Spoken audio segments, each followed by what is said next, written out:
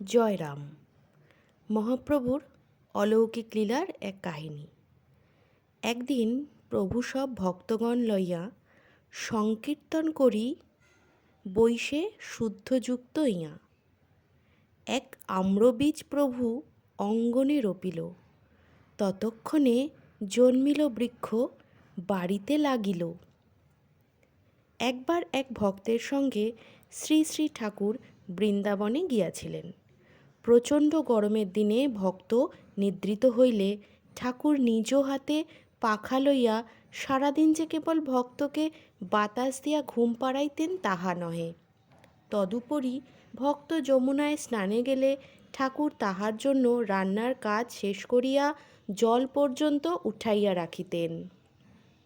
একদিন প্রখর রৌদ্রে ভক্তটি বাহির হইতে আসিয়া দেখিল ঠাকুর তাহার স্নানের জন্য বালতি পুরাইয়া কুয়া হইতে জল উঠাইয়া রাখিয়াছেন।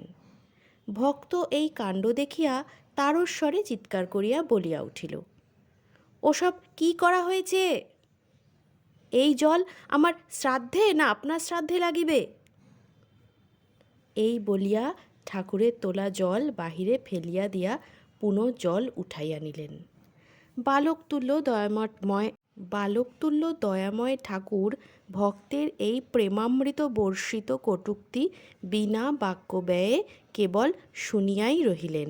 নিজে কিছু খাইতেন না, হয়তো এক টুকরো ফলমূল কি জল, কিন্তু ভক্তবৎসল ঠাকুর ভক্তের সেবার জন্য নিজে সেবা ধর্ম কতই না শিখাইলেন।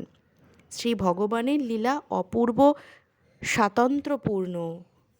তাহার করুণা ও অন্তর বজ্রের মতো কঠোর ও কুসুমের ন্যায় কোমল। যে গোপ গোপীদের জন্য শ্রীকৃষ্ণ এত লীলা প্রকট করিলেন, সেই ব্রজবাসী ও ব্রজঙ্গনাদিগকে যখন শ্রীকৃষ্ণ ত্যাগ করিয়া গেলেন, তাহারা রথের চাকার নিচে উপুর হইয়া কত অশ্রু না বিসর্জন করিলেন। সেই অশ্রু যমুনার তীর পর্যন্ত ভাসাইয়া দিল। কিন্তু শ্রীকৃষ্ণ এক বিন্দুও বিচলিত হইলেন না। শ্রী শ্রী ঠাকুরের জীবন ইতিহাসে বহু নিদর্শন এমন আছে যে হয়তো ঠাকুর এক ভক্তের বাড়িতে শুইয়া আছেন, হঠাৎ কীভাবে বা কী কারণে উঠিয়া অন্যত্র চলিয়া গেলেন। গৃহস্থের শত কান্নাকাটিতে ও অনুনয়ে ঠাকুর ফিরিয়াও দেখিলেন না। প্রভু কহে ঈশ্বর হয় পরম স্বতন্ত্র, ঈশ্বরের কৃপা নহে বেদ পরতন্ত্র। ঈশ্বরের কৃপায় জাতিকুল নাহি মানে, বিদুরের ঘরে কৃষ্ণ করিল ভজনে। স্নেহ সেবাপেক্ষা মাত্র শ্রীকৃষ্ণ কৃপার, স্নেহ বশ হইয়া করে স্বতন্ত্র আচার। চৈতন্য চরিতামৃত। একদিন শ্রী শ্রী ঠাকুরের প্রিয় ভক্ত নরেন্দ্র কুমার ভূঁইয়া ঠাকুরের জন্য নানা প্রকার আহার্য প্রস্তুত করিয়া ভোগের জন্য থালা তাহার সম্মুখে রাখিলেন।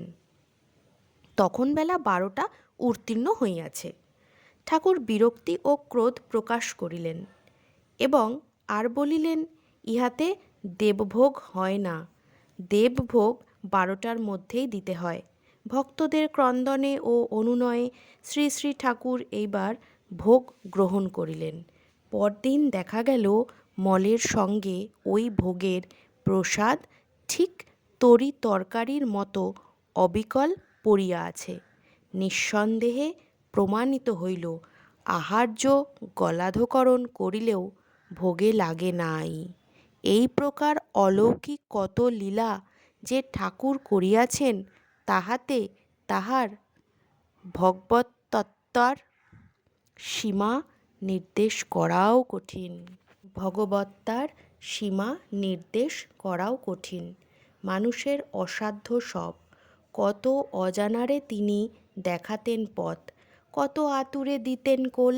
ভক্তের মহিমা বাড়াবার তরে কেহ নাই সমতুল।